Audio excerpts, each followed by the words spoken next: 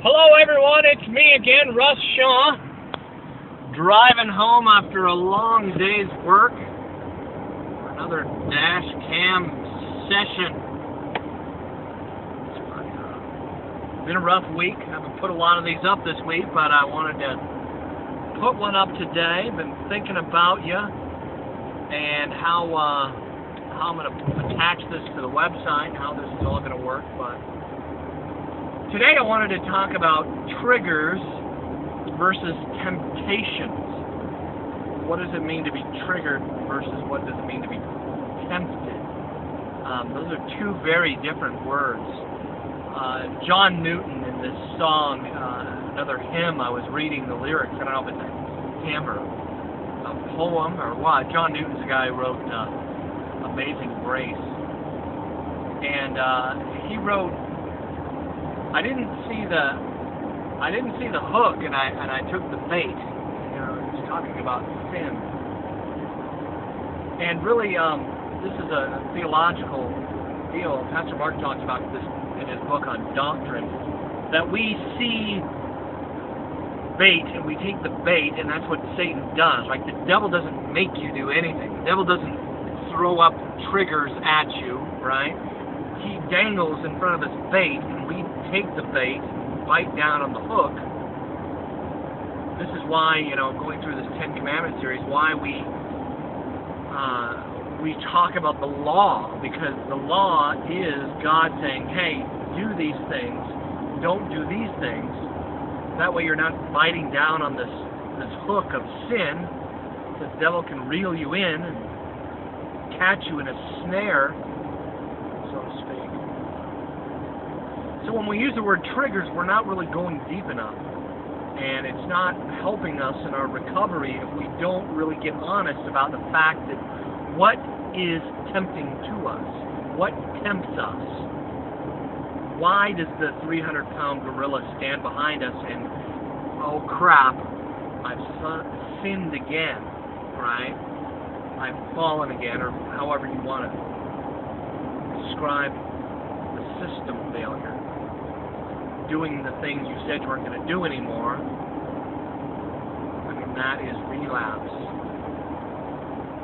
Getting past our relapses and realizing that we smell the bait, we see the bait, it's pleasing to us. Why do we do that? Why do we bite down on it? These are the things that we need to focus on. And it really does get easier as you build that relationship with God, as you pray and ask Him to give you a new heart, to give you new desires, to expose the desires that you do have, and to help you realize where you satisfied with quarters, right? Where you do that, He'll help you. God helps you through this relationship that you have with Him, through prayer, talking to Him, reading the Bible, listening to Him. What does it look like 5 years clean? Am I still tempted? Yeah, I still have temptations. What does it look like for me now?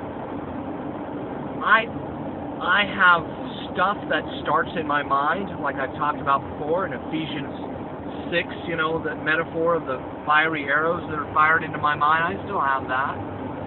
I just choose to throw them out earlier. I've learned that discipline of what it is and tossing out those thoughts before they spread. I keep watch over my eyes.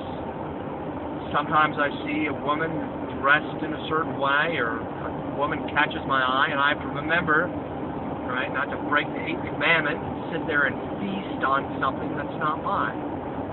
I'm a married man. I love my wife. I want my wife in my head, and I want her as my object of beauty. So I discipline that, not to drink in or soak in or feast upon a woman that's not mine. Rated R movies. I still watch rated R movies. Yeah, I do. And sex scene comes on some of these movies. Just that's how they make movies today, and they have to feel they have to show everything. Like softcore porn. I don't watch the sex scenes. I don't. I look away. I look at my wife. I don't need that stuff in my brain. It's my own personal decision, and that's what I choose to do when I watch a rated R movie and some woman's taking off her clothes. I do it when the Victoria's Secret commercial comes on TV, too. I want to honor my wife with that. I want to continue to make her my object of beauty. And there's joy in that, right? I like it. That's good for me. I don't feel like I'm depriving myself or, poor Russ, he's got to do that. No. This is freedom, man. That's how I look at it. And so really, over time, that big, huge 600-pound gorilla does become a soccer ball. And you can kick it out of your brain. I've not sinned sexually and going on almost, 5.5 years now. And it wasn't because I tried to get away from my triggers. It's because I got honest with myself and why I took and bit down on the hook. Love you guys. Till next time. Bye.